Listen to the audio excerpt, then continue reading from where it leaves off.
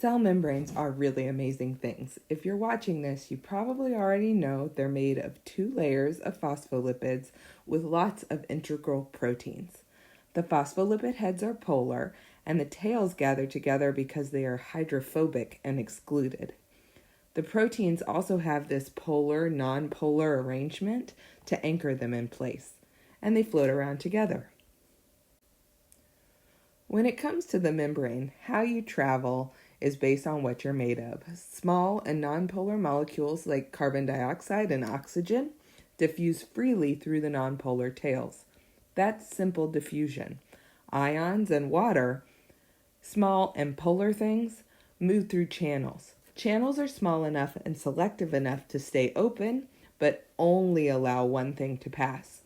They can be open all the time or gated so that they only open when signaled. Slightly larger molecules like glucose and sucrose can use carriers. Carriers change shape when things bind so that they can move larger molecules without leaving a big hole in the membrane. All of these proteins allow molecules to move from high to low concentration.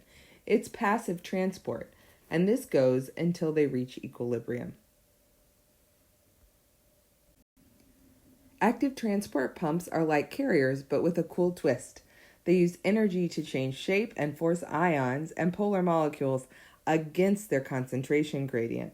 They take energy from a molecule, often ATP, and store that energy as potential energy, membrane potential, or an electrochemical gradient. Let's break that word down. Electro for charge difference across the membrane. You can actually calculate that. It would have a unit just like voltage. And chemical for the solute difference on either side of the membrane. For example, proton pumps move hydrogen against the gradient, and as that hydrogen flows back through a cotransporter, it can carry molecules like sucrose with it. These pumps are an essential component of both photosynthesis and cellular respiration. Membrane potential from sodium-potassium pumps can store the voltage required to quickly send a nerve impulse. The cell uses all kinds of potential energy to get work done. Membrane potential is just one of the tools in the biological tool belt.